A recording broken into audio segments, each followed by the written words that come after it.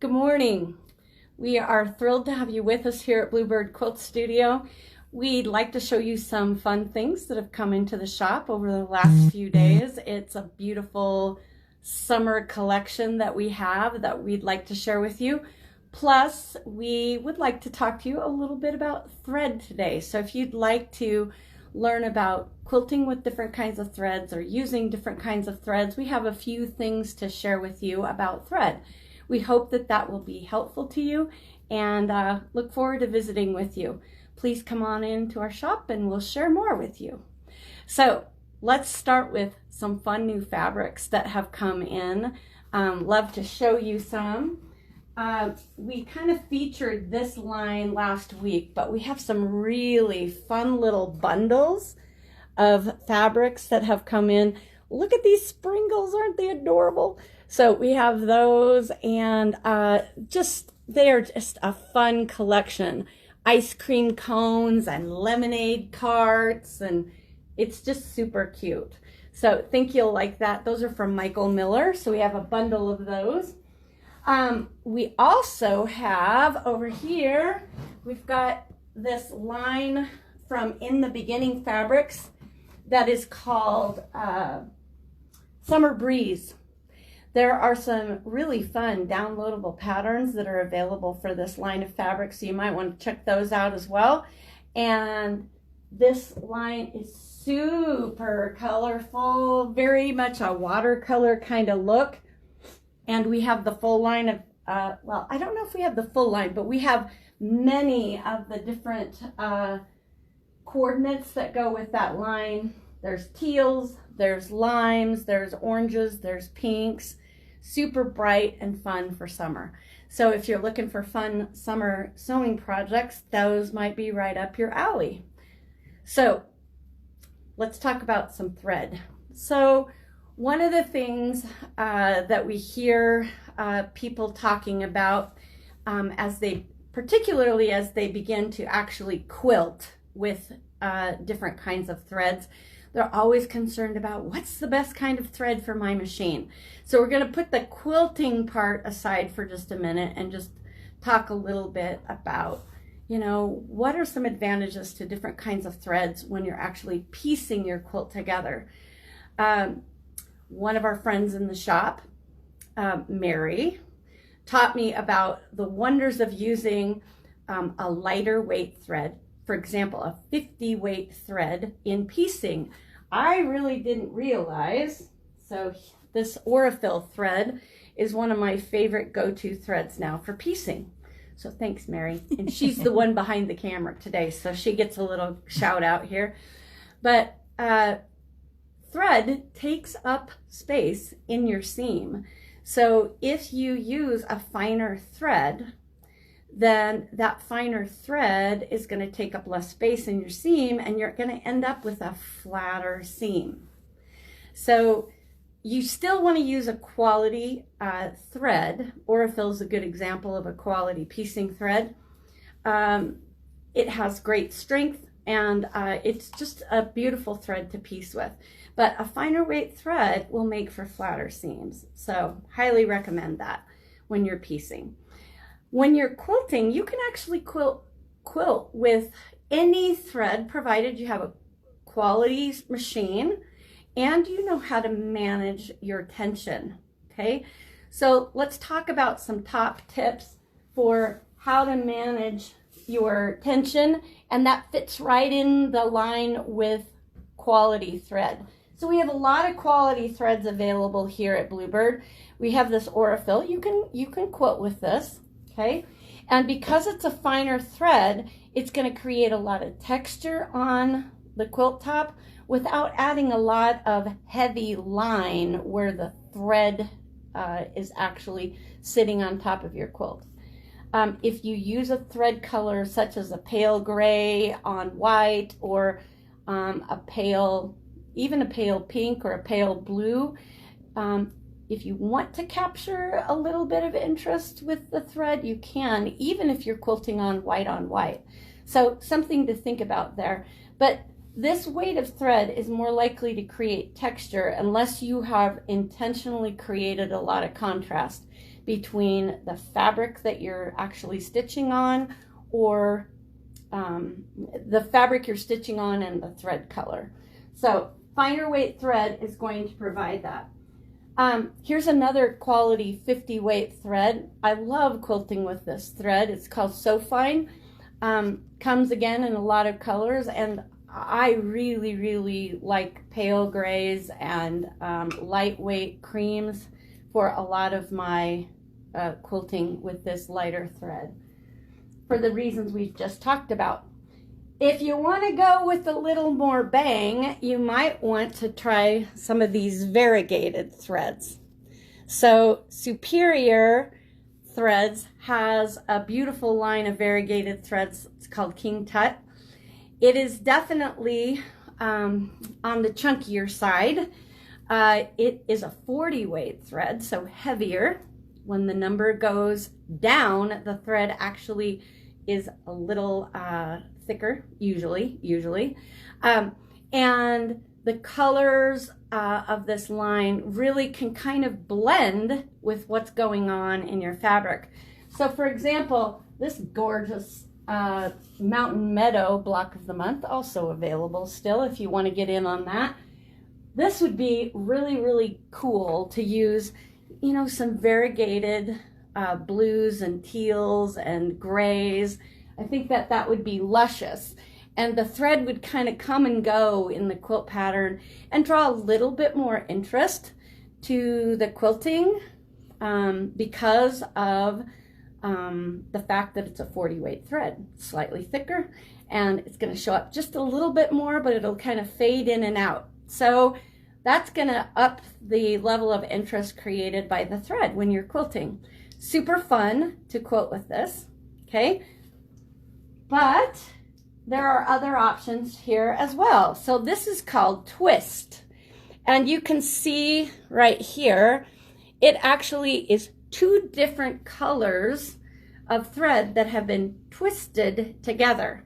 Now, a lot of people don't know this, but you can actually create a similar look to twisted thread on our Handy Quilter machines by actually putting two spools of thread on the thread masts and bringing it up through the threading mechanism, the same path that you would use if you were going to thread the machine, and then bring it down through the needle with both threads. Now, if you're going to do that, obviously you're going to want to check your tension before you start, and you might want to use a larger needle so that those threads more easily pass through the eye of the needle. However, you can kind of create your own twisted thread if you like this look. Might be fun to have a red and white, sort of a candy cane effect for certain Christmas quilts, and you'd get a similar look to this twisted thread. But this quilt's really fun. It has a little bit of a sheen. It's a poly blend, I believe, trilobal polyester. So this particular quilt is going to add a little bit of sheen, and anytime you add a little bit of sheen, again, the thread is going to pop off a flat cotton fabric like this. So adding sheen adds more attention to the thread, and if you want that in your quilting, that's something to think about. Another option that we love around here for quilting is the glide thread, and the glide thread has a lovely sheen to it. It's a 40 weight thread as well, super strong, okay, and comes in a lot of different colors. So this is also kind of a go-to, easy to use thread, but because of the sheen, it's going to up the attention on the thread itself. So as you are quilting, you might want to think about those different kinds of things and say, do I want the quilting to not be the star of the show? Do I want it to fade into the background? In which case you might want to use like a 50 weight So Fine or a 50 weight Aurifil thread, versus maybe I want it to kind of have a little bit more attention but kind of blend in and out. Maybe a variegated thread would be a good choice. Or, you know what, I want to up the level of interest and have the quilting play a bigger role in grabbing some attention in and of itself. So those are some things to think about when choosing thread. Some other things about tension that I just wanted to bring to your attention as far as how you can create a good quilting experience when you are quilting on any machine, including and especially a long arm, because a long arm has higher demands placed on it because of all the layers it's stitching through and the speed at which it's stitching. So you want to use a high quality thread. That is the top of the list. Any of these would be good options for you. Again, managing tension is a learned skill, and we can help you with that. You want to watch the threading of the machine. Of course, that's going to be a big part of making sure that you have proper tension. If the machine isn't threaded correctly, it is not going to perform correctly, and you're going to not have a good stitch at all. Using the same color thread in your top and in the bottom, in the bobbin of your quilt, is just going to make managing that tension easier, especially for a beginner, because getting that perfect tension so that the threads actually nest in the middle of the quilt sandwich is a learned skill, and you can learn to tweak that. But while you're learning, if the top thread and the bottom thread are the same color, you're going to have an easier time of getting that to happen. So set your bobbin tension first. One of the things that we talk about when we're teaching new beginning long armers is something that's called the drop test, but there is also a toe gauge that is available for those of you that like precisely measuring your tension on your bobbin. You can actually set the tension using your toe gauge, but you always want to start with the bobbin tension first. That is what is creating the foundation of your tension and allowing that easy to manage top tension to work effectively.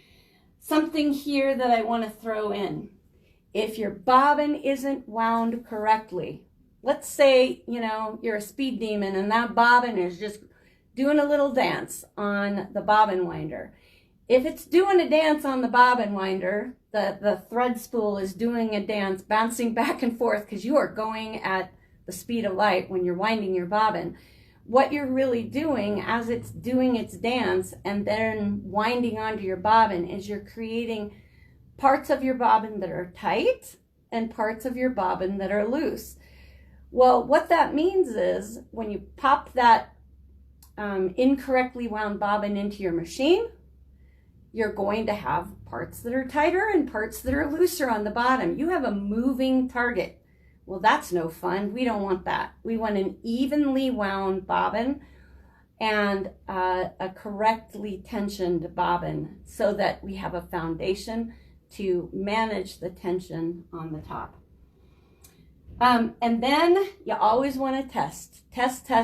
And the best thing to test on is maybe a scrap from the pieced part of the quilt that you are actually quilting. So maybe you have an orphan block from that quilt, or even just like part of a remainder of a strip set.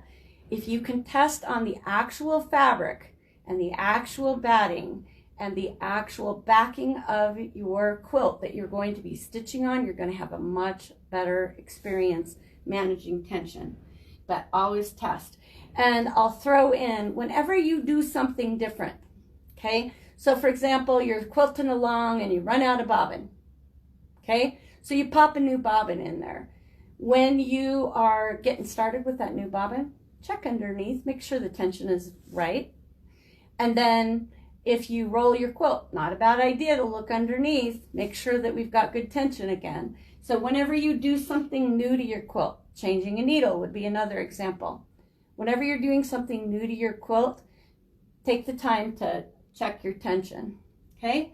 And then when you're adjusting the tension, if your bottom tension is set correctly, okay?